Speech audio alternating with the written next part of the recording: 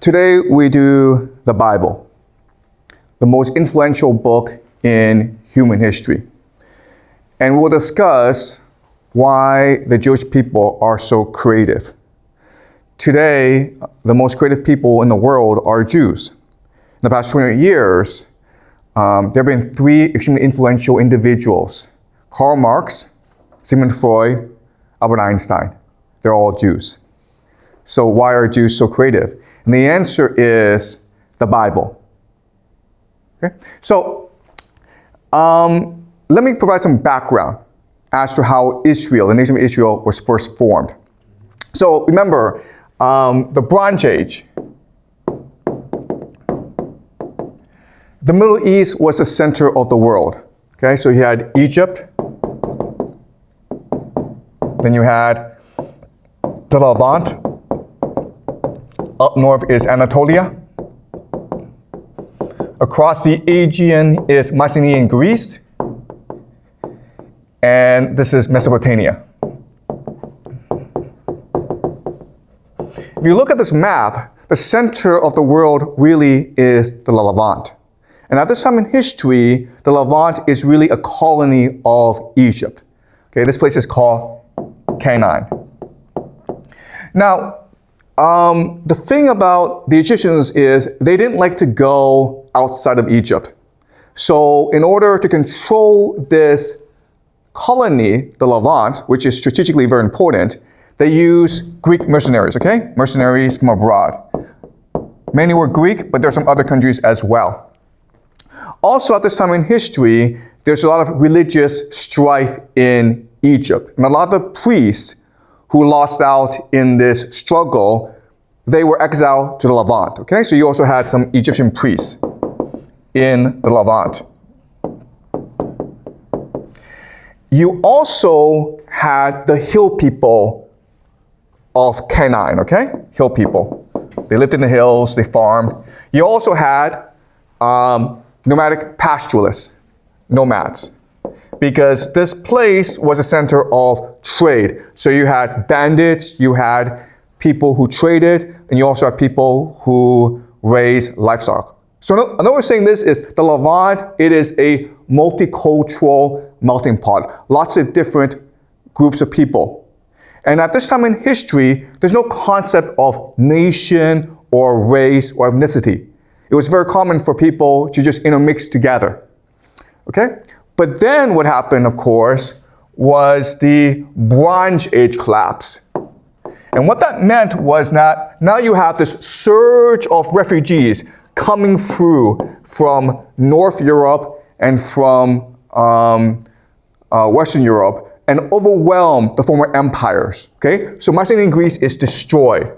The Hittite Empire of Anatolia is destroyed. And the sea peoples are attacking Egypt. But Egypt is pretty strong, so it's able to resist the attack. And what the Egyptians say to the sea peoples is, listen, don't attack us, we'll send you somewhere else. We'll give you land somewhere else. And so they were put in the Levant, okay? And these people are called the Philistines, and they're in the Bible. The problem is that there's already people in the Levant, and so they are a threat. And so these people now, the mercenaries, the Egyptian priests, the hill people, the nomads, they're forced to come together as a new alliance to fend off against the Philistines. Okay? And this grouping of people will give us a new nation called Israel. And at first, they have to elect a king in order to unite them against the Philistines. And they elect a king called Saul. So Saul is the first king of Israel. He has a mercenary named David. And remember, what's very common in history is for mercenaries to rebel against their king and become a king himself. That's what David did. But now that David is now king, he has three major problems. The first problem is legitimacy. Why are you king?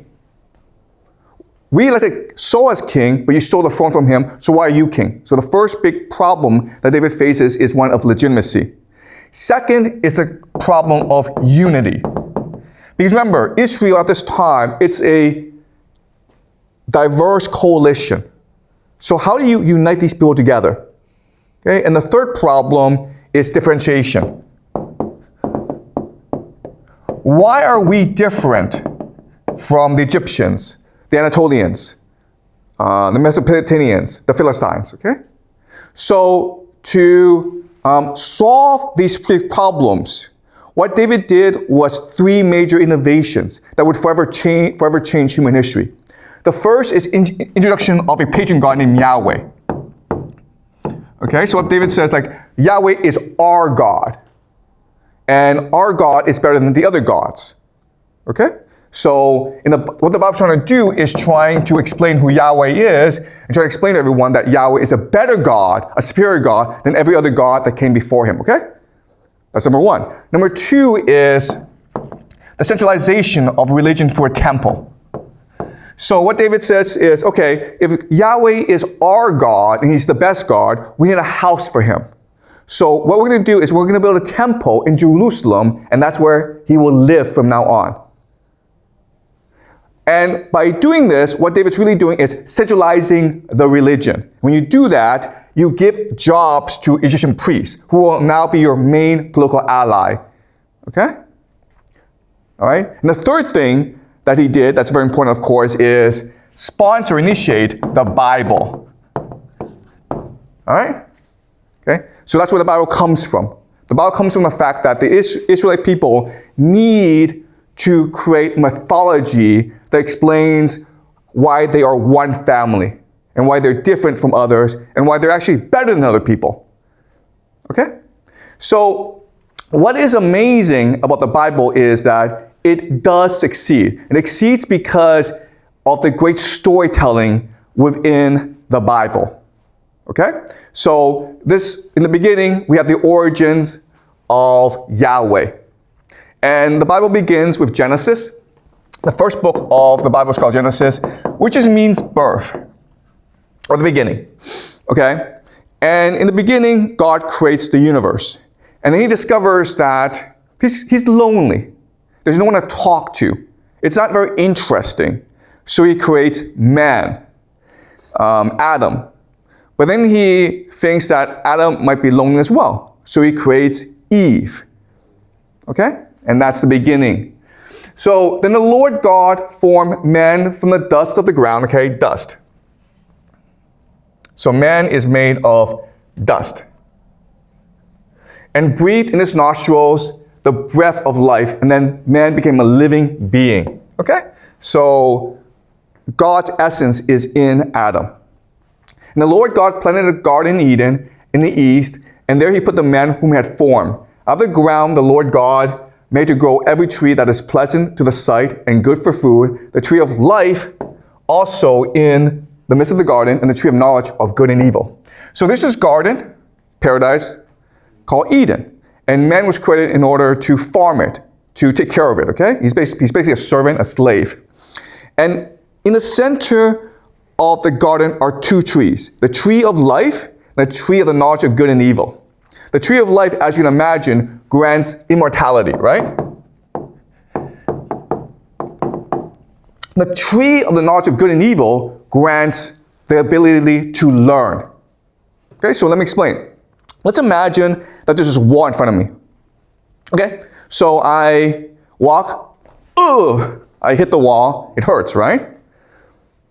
But I don't know that hurting is bad. So I keep on, I keep on hitting the wall and I keep on hurting myself, okay? Because I don't know what's good and what's bad. But now if I know what is good and what is bad, I know, okay, I should not hit the wall, okay? I now have the capacity to learn. And over a lifetime, I will learn a lot. This is the secret of creativity, right? What's really important about this idea is that you need to make a mistake for you to know what is good and evil. Okay? So that's why school is stupid. Because school, we tell you, there's a wall, don't touch it because you will hurt yourself. And you don't touch it, you don't hurt yourself, but you never learn for yourself. Because when you hit the wall, you now are able to reflect and understand how the world works. Okay? So the secret to creativity is trying for yourself and learning for yourself what is good and evil. And what this is also saying is that these two things together, creativity plus immortality, allows you to become God. Okay? Does that make sense? Because if you can live forever, but you're always learning, eventually you will absorb all the knowledge of the universe, which is what God is. Okay? God knows everything in the universe. And you can also argue that's why he created us. Because once you are perfection, once you learn everything, you're no longer capable of making mistakes, of learning for yourself. So what you do is you teach students, or you get students to learn for themselves, and that way your knowledge expands. Okay? So it's a really important idea is that men and women were created to be part of the creative process. Okay? That's why God created us. The Lord God took the man and put him in the Garden of Eden to till it and keep it. Okay? So again, the man now is basically a servant or slave. And the Lord God commanded the man, you may freely, okay, you can do whatever you want. Okay, this idea of free choice. So if you want people to be creative, you have to give people free choice. Okay? You have to give people the capacity to make mistakes for themselves. Otherwise, they'll never learn for themselves. But of the tree of the knowledge of good and evil, you shall not eat. From the day that you eat of it, you shall die. Okay? Now, what's amazing about the Bible is that it is poetry. Like all poetry, its meaning is very complicated. Okay, there's multiple layers to the meaning here. So, you shall die could mean, okay, the food is poisonous. Okay? Don't eat the apple. It's not the apple. Don't eat the fruit because you'll eat it. It'll be poisonous and then you'll die. Okay? But it's also could be interpreted as a punishment, right? If you eat it, I will have to kill you. Okay? All right. So this is a very ambiguous story. And that's what makes the story so amazing, because it is uncertain to us what the true meaning of the Bible is, and therefore we have to keep on thinking about it, discussing it, and finding out for ourselves. And at different stages of our lives, our understanding may be different. Okay? What's also interesting is that God draws attention to one tree, but not the other. That's kind of weird, right? There are two trees, the tree of immortality and the tree of learning, but God only says, hey, there's a tree of learning, don't touch that. Which means now that our attention is now focused on this one tree, right?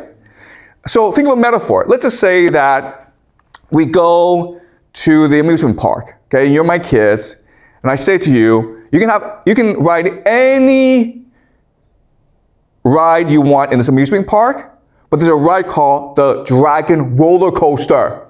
Do not ride that, or you will die. What do? Ride that. You ride that stupid thing, okay? So it's a really strange setup where God knows everything, but he draws our attention to the one thing that he's afraid of, and it's almost like he's pushing us towards that tree, okay? Because again, if you talk to children, you will know that if you warn them not to do something, they'll go and do it, okay? So what's going on here? Well, again, the nature of God is up for debate. You can say that God is being truthful and literal and says that if you touch that tree, you will die, okay? So he's being dishonest, basically, okay? That's one possibility. Another possibility is that he's just stupid. He doesn't really understand how humans work. He created humans, but he doesn't really understand what it means to be human. And he gave us free choice, so he doesn't really appreciate that we would disobey him, okay? That's another possibility. Now, another possibility, okay, which can also be true, is that it's all part of his plan, right? If he truly wants us to understand free choice, if he truly wants us to be creative, then he needs to allow us to make our own mistake. And so therefore, he's sort of like setting us up, okay? He's sort of like provoking us into making a mistake. All right? Does that make sense? So as you can see how it's only a few words, but it's so complex, and it's an entire universe onto itself. All right? Okay. All right. Now, this is a story of God creating woman, okay, Eve. So the Lord God caused a deep sleep to fall upon the man. The man is lonely and he wants a female companion, okay? And he slept, then he took one of his ribs and closed up his place with flesh. The rib that the Lord God had taken from the man, he made into a woman and brought her to the man. The man said, "This at last is bone of my bones and flesh of my flesh. This one should be called woman, for out of man this one was taken." Okay? Now, you can make the argument that man is superior because man came first. But you could also make the argument that woman is superior because woman is made of higher quality. Woman is made of flesh, right? Man is made out of dust. So this is almost revolutionary, the conception, because you would think that in this world, men are at the top. But this Bible is telling us, no, women are made of higher quality material. They're made of actual flesh, right? And that's why we think that the person who wrote this was actually a woman. And as you read the Bible more and more, you will discover like this genius who wrote the Bible, who first wrote the Bible, was in fact a woman. And that's revolutionary, okay? All right, so therefore, a man leaves his father and his mother and clings to his wife, and they become one flesh. And the man and his wife were both naked and were not ashamed. Okay? All right, let's continue. Now the serpent was more crafty than any other wild animal that the Lord had made. He said to the woman, "Did God say, 'You shall not eat from any tree in the garden?' The woman said to the serpent, 'We may eat of the fruit of the trees in the garden, but God said, You shall not eat of the fruit of the tree that is in the middle of the garden, nor shall you touch it, or you shall die.'" Okay, this is really strange, okay? Because what you will notice is that the serpent chooses to talk to the woman, but not to the man. Okay? And also, what's really interesting is that they're having a debate. But the serpent said to the woman, "You will not die, for God knows that when you eat of it, your eyes will be open, and you'll be like God, knowing good and evil." So when the woman saw that the tree was good for food, and that was a light to the eyes, and that the tree was to be desired to make one wise, she took of its fruit and ate, and she gave some to her husband who was with her, and he ate.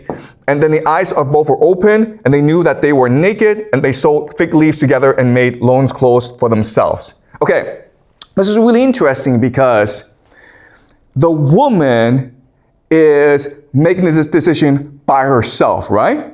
The serpent says, "Hey, why don't you judge for yourself whether the fruit is good or not?" The woman looks at the fruit and says, "I judge for myself, it is good." Okay? This is revolutionary. Where the woman is making the decisions.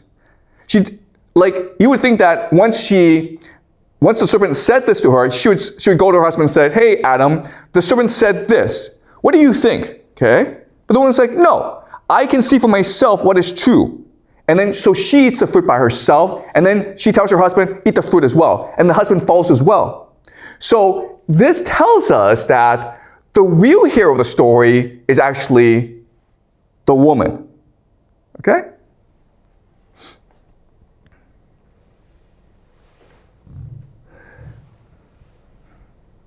Okay. Then they heard the sound of the Lord God walking in the garden at the time of the evening breeze, and the man and his wife hid themselves in the presence of the God among the trees of the garden. Okay? So they know they're in trouble. They know that God will discover that they ate from the fruit, they ate from the tree, and they're scared. Okay? And the Lord God called the man and said to him, "Where are you?" He said, "I heard the sound of you in the garden, and I was afraid because I was naked, and I hid myself." So he knows that being naked is wrong, okay? Being naked is bad. "Who told you that you were naked? Have you eaten from the tree of which I commanded you not to eat?" The man said, "The woman whom you gave to me with me, she gave me fruit from the tree, and I ate." Okay? So the man is blaming the woman. Okay? The man says, "It's not my fault. I was just following her," okay? So again, the woman, what's amazing about this is the woman is the hero of the story. Then the Lord God said to the woman, "What is it that you have done?" The woman said, "The serpent tricked me and I ate." Okay? All right. So at this point in the story, what can we expect? We can expect that God would have no choice but to kill Adam and Eve, right? Because God's words were, if you eat from that fruit, you will surely die. And so even though the fruit wasn't poisonous, God still has a duty to kill Adam and Eve. And if we were in the Iliad, okay, then surely Adam and Eve would have died. Because the gods in the Iliad, the Greek gods, most gods, are vengeful. They're wrathful, right? But not this God, okay? Yahweh is different. Okay, look, what happens next is the man named his wife Eve because she was the mother of all living, and the Lord God made garments of skins for the man and his wife and clothed them. Instead of being angry at Adam and Eve, he offers them a present, okay?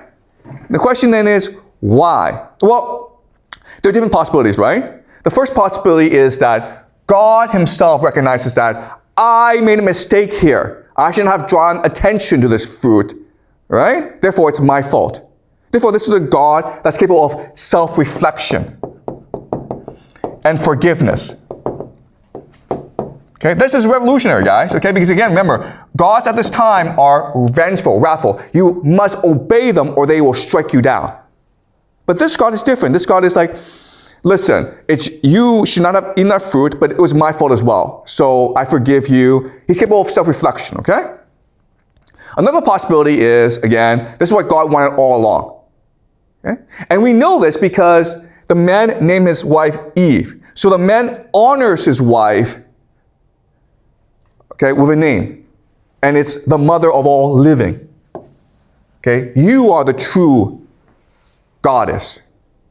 Okay? So what happens next is God's like, okay, well, you still disobey me, so I will have to punish you now. Okay? So what he does is he punishes the man by making him now have to toil for food. Okay? He has to be a farmer. He punishes the woman by making childbirth painful. He punishes the serpent by making him slither on the ground. Okay? So this is all good, right? But now what God does is this. He actually throws the Adam and Eve out of the garden, okay? Okay? So why? The Lord God said, see, the man has become like one of us. All right? So Eve did the right thing. Knowing good and evil, and now he might reach out his hand and also take from the tree of life and eat and live forever, okay? So that's what godhood is. Godhood is the capacity to learn for yourself as well as to live forever. So God's afraid, hey, if Adam and Eve eat that tree of life, they'll become like God as well. Therefore, the God sent him forth from the Garden of Eden to till the ground from which he was taken. He drove out the man, and at east of the Garden of Eden, he placed a cherubim, an angel, and a sword flaming and turning to guard the way to the tree of life. And so this is our banishment from the Garden of Eden. Now, most people think that this is a bad thing, okay? But you can also interpret this as a good thing. So God chose us to make us creative, but without the possibility of living forever. Why? Because if you think about it, creativity is death. Without the concept of death, you cannot be truly creative. Okay? First of all, if you think I'm going to live forever, you're not actually motivated to do anything, right? You're not motivated to make the most of your life. But actually making the most of your life, you can't be creative. Also, if you live forever, your children cannot be creative. Your grandchildren cannot be creative. So for humans to be creative as a species, death must be an inevitability. Okay? Does that make sense? So you can say that, okay, God doesn't really know what he's doing. It's his first time having children. He's making a lot of mistakes. Okay? But you can also say that it's all part of his plan. His plan is to make us creative because that is what's divine. Creativity is what's truly divine. Okay? All right. So we continue. Now that Adam and Eve are outside the Garden of Eden, they have children named Cain and Abel. Okay? Now the man knew his wife Eve, and she conceived and bore Cain, saying, I produced a man with the help of the Lord. Next she bore his brother Abel. Now Abel is a keeper of sheep, and Cain a tiller of the ground. Okay, so Cain is a farmer, and Abel a shepherd. In the course of time, Cain brought to the Lord an offering of the fruit of the ground, and Abel, for his part, brought of the firstlings of his flock their fat portions. And the Lord had regard for Abel and his offering, but for Cain and his offering, he had no regard. Okay? This is a very common thing in this world where you have to make sacrifices to the gods. The gods will favor you if the offerings are good. Okay? And so your God, Cain, comes with some plants. And then Abel comes with some meat. Okay? So you're like, Abel, you're a better person. Okay? And this is a very common thing in this world. But Cain gets very angry. His face fell. The Lord said to Cain, why are you angry, and why has your countenance fallen? If you do well, will you not be accepted? And if you do not do well, sin is lurking at the door. Its desires for you, but you must master. Okay? A very common thing in this world where the gods are like, this person sucks, do better next time. Okay? All right? But Cain gets really angry. And what he does is he kills his brother. And then the Lord gets angry and says, what have you done? Your brother's blood is crying out to me from the ground, and now you're cursed from the ground, which has opened its mouth to receive your brother's blood from your hand. When you till the ground, it will no longer yield to you its strength. You'll be a fugitive and a wanderer on the earth. Okay? So at this time, what God should do is just kill Cain, right? An eye for an eye. But God doesn't do that. All right? God says that I banish you. And then Cain says, if you do that, my punishment is greater than I can bear. Today you have driven me from the soil, and I shall be hidden from your face. I shall be a fugitive and a wanderer on the earth, and anyone who meets me may kill me, okay? So people will know that I've left my community, I must have done something wrong, and therefore they may kill me. And God says, okay, I'm going to put a mark on you. And this will protect you, so that no one who came upon him would kill him. Then Cain went away from the presence of the Lord and settled in the land of Nod, east of Eden. Okay? So again, this is a God of forgiveness, of reconciliation, of compromise, of debate. Cain says, your punishment is unfair. And then most gods will be like, screw you, man. I'm God. I can do whatever you want. But this God's like, you know what? You make a good point. Look, I have reflected and I recognize that I shouldn't have said that your brother's better than you, okay? I recognize that this is partly my fault, so as a compromise, I will protect you.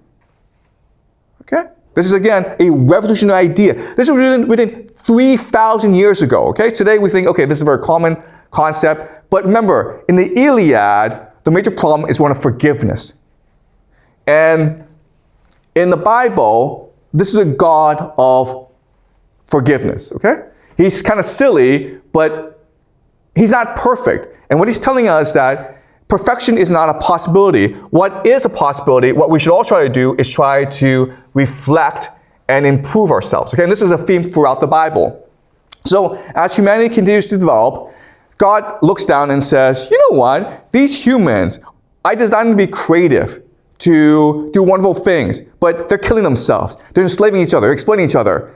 This is stupid. I need to start over, okay? So he creates a flood. But there's one person on the earth that he thinks is a noble person, Noah, right? So he says, Noah, build an ark and save yourself. So Noah builds an ark and he saves himself. And then after the flood recedes, Noah comes and rebuilds humanity. And then God looks down to Noah and says, you know what? I will never again curse the ground because of humankind. For the inclination of the human heart is evil from youth, nor will I ever destroy every living creature as I've done. As long as the earth endures, seed time and harvest, cold and heat, summer and winter, day and night shall not cease. This is God saying, oops, I made a mistake again, okay? I didn't like the evil that humans were creating on this earth, and therefore I want to wipe evil from this earth. But you know what? If I give them free will, if they have that fruit from the tree of knowledge of good and evil, then yeah, some of them are going to make mistakes, okay? And it's something that I'm going to have to put up with. So he promised Noah and humanity, I will never do this again. If you guys do evil, well, you're going to have to solve this problem yourself. I'm not going to come and solve it for you, all right? It was my mistake to make everyone suffer like this. I will never do this again, all right? So humanity is rebuilt, and of course, humans go back to being evil. Starting wars, enslaving each other, exploiting each other. So then God's like, you know what? What I need to do is this. I need to build a nation that is the best nation and which will be a great example to everyone. And this nation I will call Israel, okay? So he looks around the earth and he discovers a name named Abraham. And Abraham is the patriarch of the nation of Israel, but he's also the patriarch of the religions of Christianity and Islam, okay? So Judaism, Christianity, and Islam are considered the Abrahamic faiths because they all think Abraham is their patriarch or their forefather. And so Yahweh says to Abraham, I will make a covenant with you. I will make a contract with you where I will favor you, but you must swear loyalty to me. You must promise me that your people will be loyal to me. They will worship me only, okay? And that's a covenant, the Abrahamic covenant. Now, what's interesting is the relationship between Abraham and Yahweh. Okay? You would think that Abraham would just be a slave and a servant to Yahweh, but that's not actually what happens, okay? So let's read the story. So what happens is this. God promised to not destroy the earth, but then he's like, yeah, but then there's some places that are so evil, I need to destroy them to teach everyone a lesson, okay? So this place is called Sodom and Gomorrah. And Sodom and Gomorrah is known for its wickedness. So God sends men, okay, angels, to Sodom and Gomorrah to destroy it. Abraham is shocked by this. So Abraham's like, yeah, but you can't destroy everyone, okay? So what happens, and this is really interesting, is that Abraham and Yahweh start having a debate. And Abraham pleads with Yahweh to change his mind. Okay? So Abraham says to Yahweh, will you indeed sweep away the righteous with the wicked? Suppose there are 50 righteous within the city. Will you then sweep away the place and not forgive it for the 50 righteous who are in it? Far be it from you to such a thing, to slay the righteous with the wicked, so the righteous fare as the wicked. Okay? He's saying, Yahweh, you're making a mistake. Think about that, okay? A mortal is telling a God, you're making a mistake. But not only that, but Yahweh's like, yeah, I think you're right, okay? So they agree. So Abraham says, if there's 50 people who are righteous, you cannot destroy Sodom and Gomorrah. And God says, you're right. If I find 50 righteous, I will forgive everyone, okay? So Yahweh agrees with Abraham. At this point, you would think that Abraham's like, yes. Okay, and then he would run away. But he doesn't do that. He keeps on arguing. He says, yeah, but let's just say there's 45, okay? 45. Suppose 5 of the 50 are lacking. If there's only 45, we can't find 50. Don't you think we should still forgive Sodom and Gomorrah? And God's like, that's a good point. Yeah, so, 45 is good as well, okay? And he keeps on going on and on until they get to 10. For the sake of 10, I will not destroy it, okay? This is what Yahweh promises Abraham. So in other words, it's not that Yahweh and Abraham, it's not like master-servant, it's more like friend-friend. Because what a friend does is, a friend is honest with you. A friend tries to tell you the truth. A friend tries to get you to be better, okay? So what Abraham's saying to Yahweh is like, I know you're a virtuous God, but sometimes you make mistakes. So it's important for me to argue with you, okay? And that's why Judaism is such a powerful religion, because the basis of Judaism is debate and argument and questions, okay? Debate and questions. Why are Jews so creative? It's this simple, guys. Jews are encouraged to debate each other to figure out what is truly right. There is no absolute truth. It's always a process of asking questions, open debate, and self-reflection. Okay? All right. So eventually what happens is that, what will happen is that Abraham will will have a son named Isaac. And Isaac will have 2 sons, Esau and Jacob. Jacob's name will eventually become Israel. So Israel is founded by Jacob. What will happen is that Jacob is the younger son, Esau is the older son. So you would think that Esau would inherit everything from Isaac. But Jacob and his mother, Rebekah, schemes and steals from Esau. Okay, they trick Isaac and they steal the birthright from Esau. So now Esau is pissed off at Jacob. So Jacob has no choice but to run away. Okay, he runs away and he meets a relative. Okay, and what follows next is the greatest love story in the Bible. You can also argue it's the greatest love story ever in human history. Okay, and what's amazing about the story is how simple it is. But once we start analyzing, you will discover that it's actually a very complex story. All right, it's a beautiful, complex, and sophisticated story. All right. Laban, who's a relative, says to Jacob, "You're my kinsman. Should you therefore serve me for nothing? Tell me, what shall your wages be?"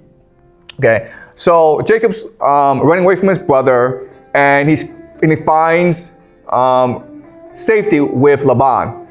And he offers to work for Laban, but Laban said, "Listen, I can't just enslave you, so you work for me and I'll give you whatever you want," okay? And then Jacob says, Laban had 2 daughters. The name of the elder was Leah, and the younger was Rachel. Leah's eyes were lovely, and Rachel was graceful and beautiful. Jacob loved Rachel, so he said, "I will serve you 7 years for your younger daughter Rachel."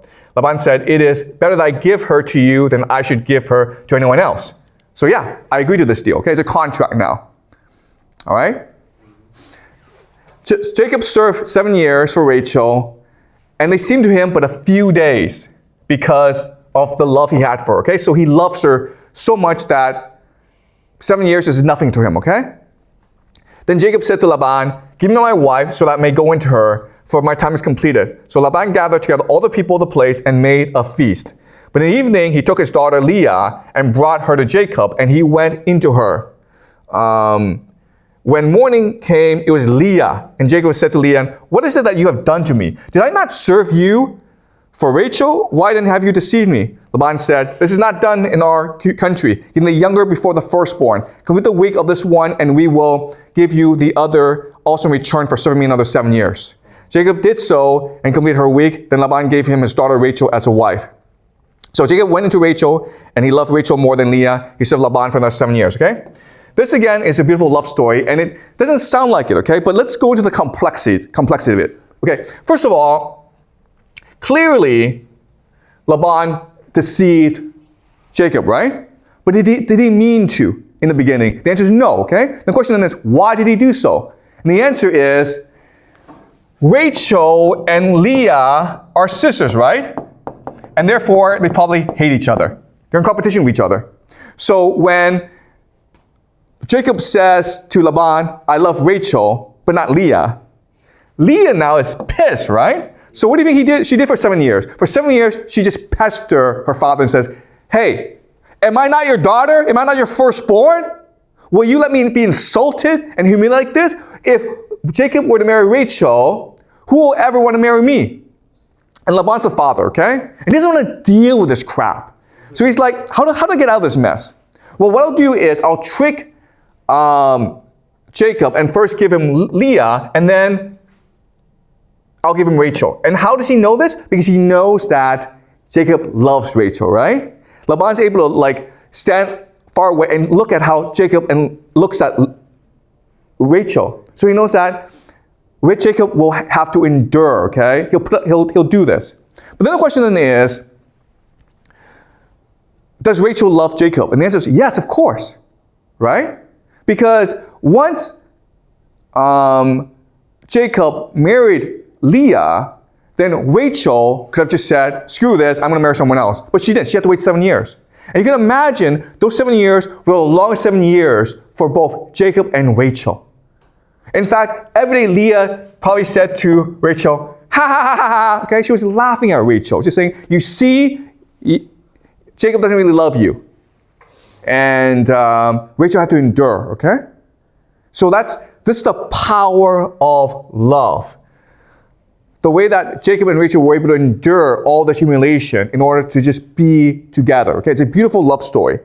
And this is the great thing about the Bible. The Bible, written by this person, okay, who's clearly a woman, right? Only a woman writes stories like this. It has both economy and irony.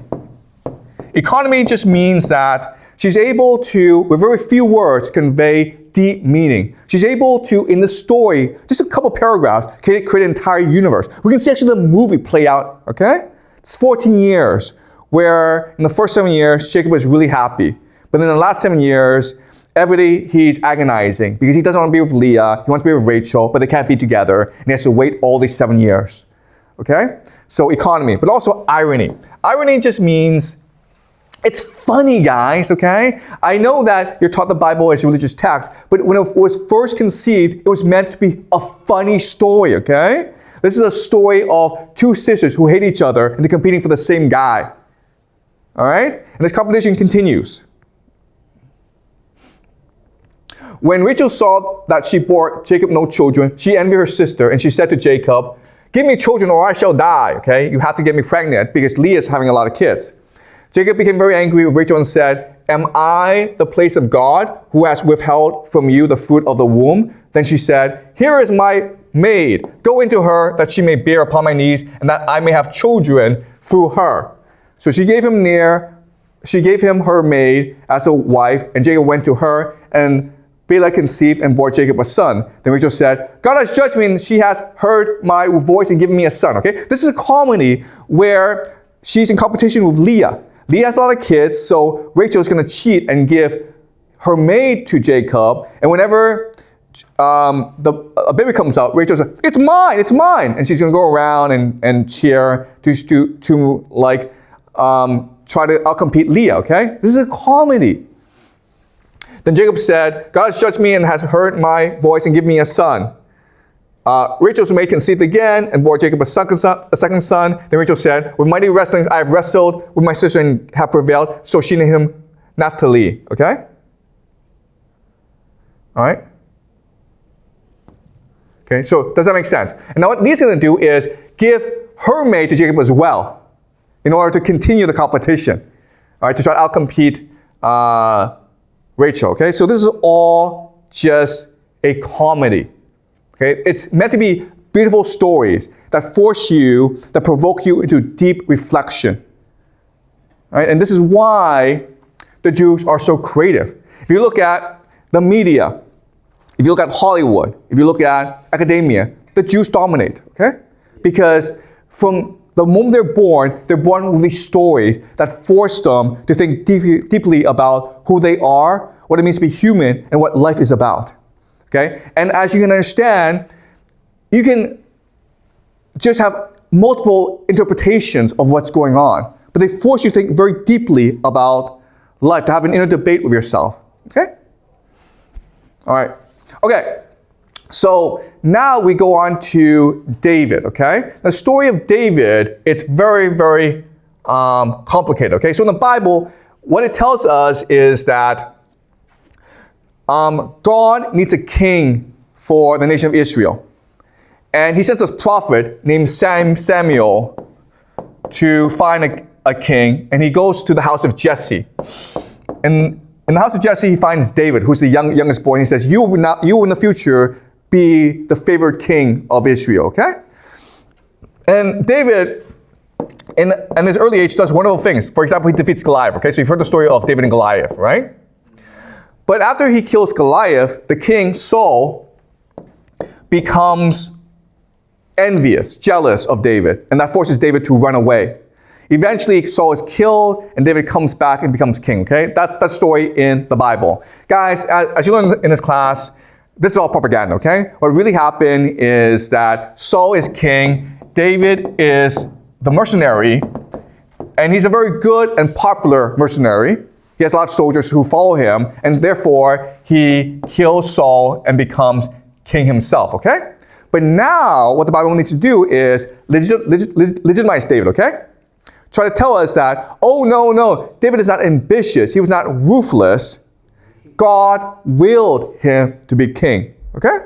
And that's why the Bible was written the way it was. So this is written by the court historian, okay? The person who wrote Genesis is a person we call the Yahwehist, okay? Because for her, the God is Yahweh, the Yahwehist, or J.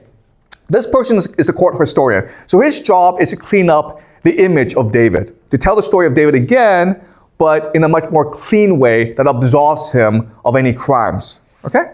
So,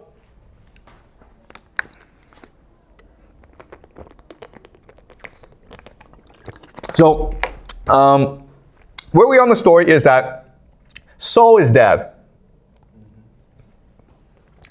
But Saul's family is still around.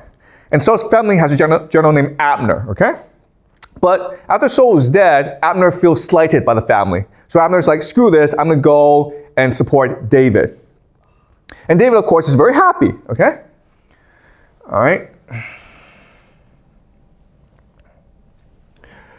Abner came with 20 men to David at Hebron. David made a feast for Abner and the men who were with him. Abner said to David, "Let me go and rally all Israel to you in order that you may take a covenant with me and you may reign over all that your heart desires." Okay? So what Abner's saying is, make me your general and I will give you Israel. David dismissed Abner and went away in peace. Then the servants of David arrived with Joab from a raid. Okay, so Joab is David's general, bringing much spoil with them. But Abner was not with David at Hebron, for David had dismissed him, and he had gone away in peace. When Joab and all the army that was with him came, it was told Joab, "Abner came to the king, and he has dismissed him, and has gone away in peace." Now, Joab and Abner have a conflict, because Abner killed one of Joab's brothers. So Joab wants to kill Abner. Okay? "What have you done?" Abner came to you. "Why did you dismiss him so that he got away? You know that Abner came to deceive you and to learn your comings and goings and to learn all that you are doing."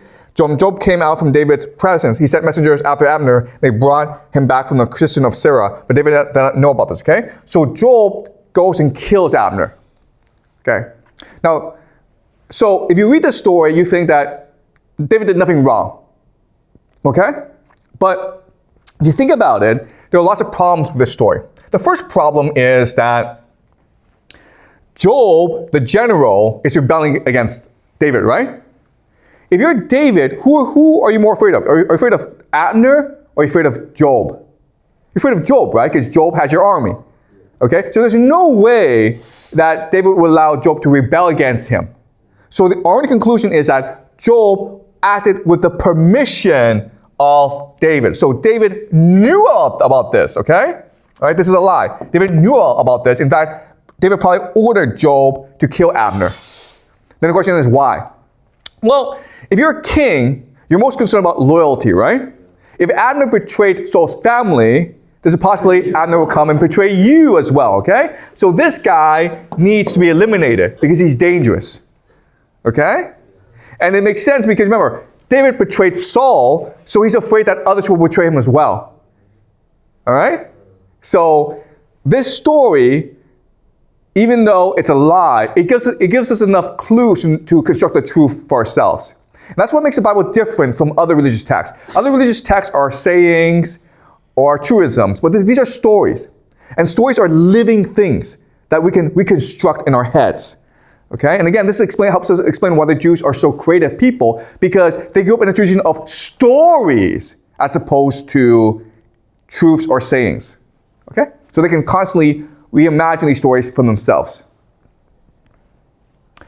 All right, so now we get to the most famous story of David. All right, so in the spring of the year, when kings go out to battle, David sent Joab with his officers and all Israel with him, okay? So what's really important to know is that even though Joab disobeyed David and killed Abner, Joab was never punished, okay? Which tells us that Joab was probably acting on the orders of David.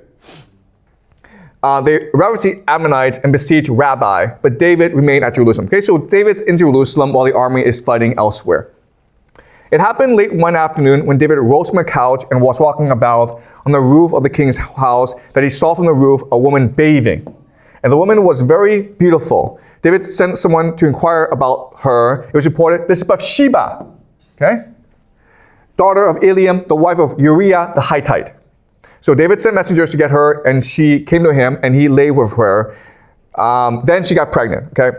Again, this is a very problematic story because, first of all, a woman doesn't sleep with you just because you ask her to, okay? And Bathsheba, remember, is married to Uriah the Hittite. Okay, so who is Uriah? Uriah is the best soldier in David's army. He's very popular with the men. So if you're David, who are you afraid of? You're afraid of Uriah. Okay, does that make sense? All right? Uriah is the person you're most afraid of. All right? So now he has a problem because Bathsheba is pregnant. And David's like, I need to fix a problem because if Uriah comes back and discovers that his wife got pregnant while he's away, he's going to know that I slept with her, okay? So he has to solve this problem. So David sent word to Joab, send me Uriah the Hittite. And Joab sent Uriah to David. When Uriah came to him, David asked, how it's going, and David says to Uriah, okay, you know what? You're a great warrior. Why don't you go and see your wife? But then Uriah doesn't go see his wife because Uriah says to David, listen, your army is fighting for you. I cannot go sleep with my wife and feel good about myself while your men are dying. I refuse to be with my wife if the men are outside, okay? So now David has a huge problem. So what David does is he writes a letter to Job and tells Job, hey, go do this, okay? Set Uriah in the forefront of the hardest fighting and then draw back from him so that he may struck down and die. So David orders the assassination of Uriah. And Job tells David, your servant Uriah the Hittite is dead. Okay, so I've done what you've asked me to do. Okay? So in the Bible, what it tells us is that David fell in love with Bathsheba and his heart took over him. And that led him to go kill Uriah. Okay? But if you think about it, what probably happened was reverse, where David becomes jealous of Uriah, and he becomes fearful of Uriah because he's so popular with the soldiers, okay? Because that's how David got the throne, by betraying Saul. So he's afraid that Uriah will betray him as well, okay? So he probably ordered the assassination of Uriah to prevent this threat from arising. And then what do you do to show that you're better than your worst enemy? If you have an enemy, how do you prove that you are better than he is? You go marry his wife. Okay? So that's the real story. Okay? The real story is that David felt that Uriah was being better than him. He got very jealous, and so he killed Uriah and married his wife to show, I'm better than Uriah. Okay? That's the real story. But you can see how the Bible framed the story in a different way. So in other words, the Bible was written as an apology for David to disguise his crimes. And the story of Genesis was written to show that God favors David, okay? Because if David is fallible, but what David does that's really important is that he admits his mistakes and he reflects and he improves. And that's what God does as well, okay? So David and God are the same people, and that's why Yahweh favors David above everyone else. Yahweh is looking for a friend. David is his best friend because David is most like him. Okay? All right, let's continue.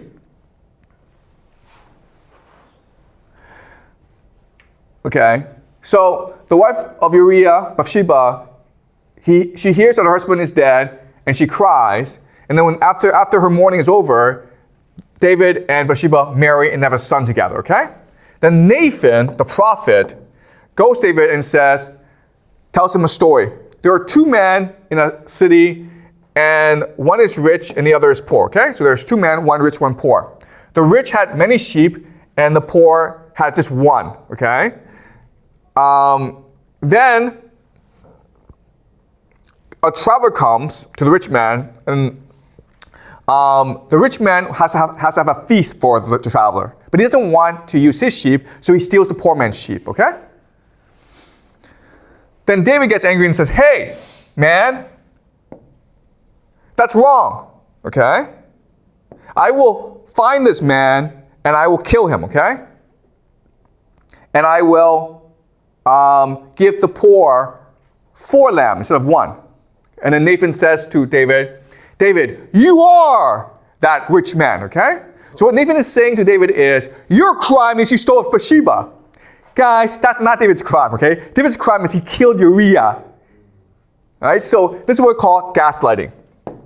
You see how clever this is, where the Bible set up so that you forget that David's crime is killing Uriah, okay? You think that the real crime is David stealing Bathsheba. No, that's not the real crime. The real crime is murder, okay? Not adultery. Alright, so in other words, the Bible is an apology for David. But because of the nature of Israel's society, okay? So what's special about Israel at this point in history is that it's a very small community of people.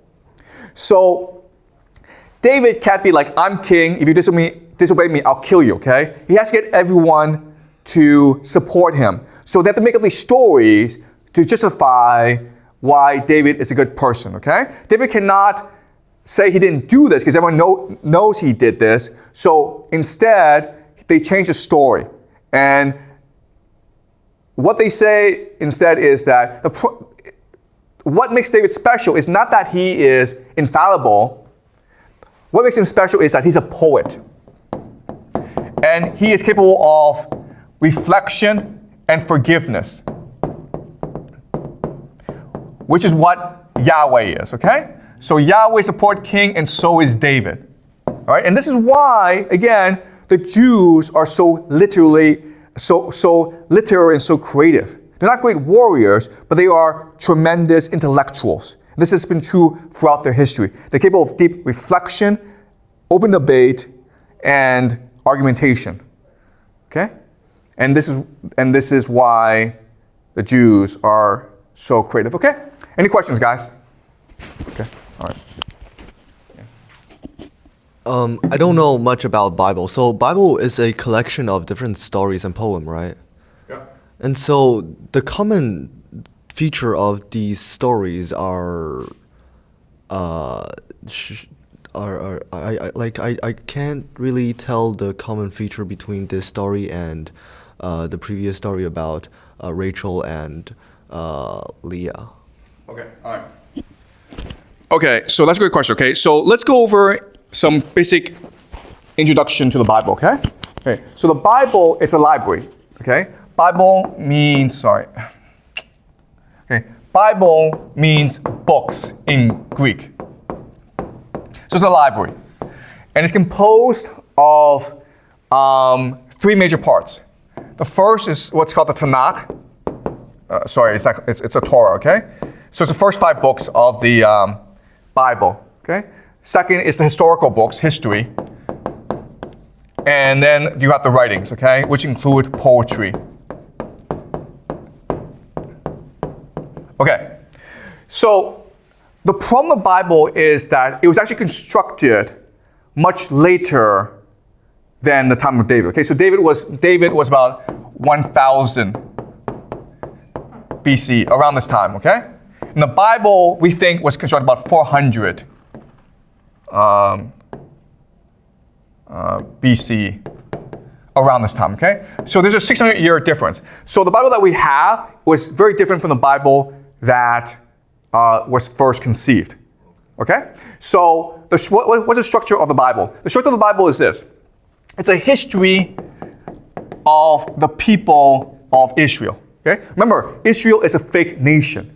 It's a collection of different tribes, different peoples, and they need to make it as though it's one people. So they create a fake history, all right? So the fake history is Adam and Eve, then Noah, then Abraham, then Isaac, then Jacob, then Moses, then you get all the way to David, okay?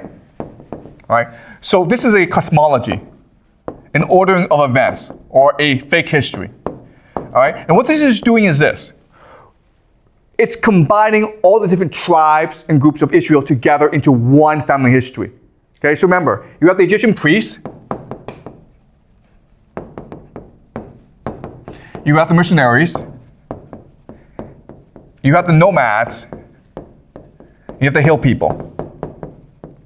Okay, so Egyptian priests get explained away by Moses. That's why the Israelites go into Egypt, because they have the Egyptian influence, okay? Then you have the hill people, and the hill people come from different families. And what you do is you make them into one big family. So Abraham, Isaac, and Jacob are all different part family.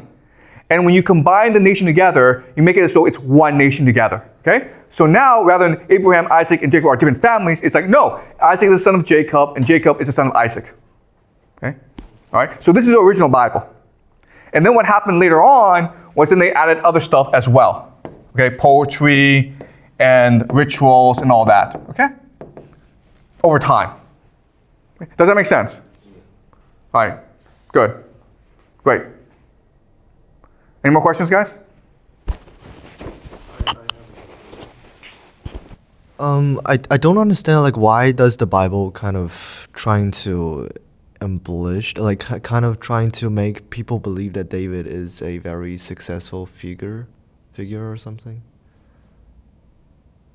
Sorry, what is the question? So the intention of the story about David is to use these stories to let the readers, the Israel people, to understand their culture, or is this just? Okay, listen. Okay, so the Bible will change over time, okay? This is really important to understand. What the Bible is changes over time because Israel becomes different over time. And we'll go over this next class. Oh, sorry, not next week, okay? Not next class, next week, okay? So what's happening now is, okay, you're David and you're Solomon, okay? So Solomon is the son of David who becomes king. All right, and there are people around you. Okay? And they're gossiping, okay? Gossiping. They know what happened with Bathsheba. They know what happened with Abner. They're all gossiping. And that causes problems for the king. Okay? It's like being in a village and everyone's talking behind your back. So what you do is you need to spin this, okay? Or what we call public relations or media. You need to tell the story in a different way that makes the gossiping less bad. Okay? So the gossiping right now is that David, he is ruthless. He killed Uriah because Uriah was a threat. Okay? Now, the problem with this story is that if people believe this story to be true, one, it's possible that Uriah's friends will want revenge for what happened, okay? It's also possible that a soldier tries to kill David, okay? Because David is clearly ambitious. So you change the gossip to like, oh, no. David was not ambitious. David is just a poet who fell in love with Bathsheba, okay? Now people think that David is just irresponsible, okay, infallible.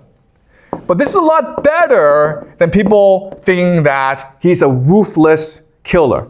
Because if people think that he's a ruthless killer, then I should be a ruthless killer as well, okay? Now people are like, well, David, he's king, but he's not perfect. And he made a mistake, and we should forgive him.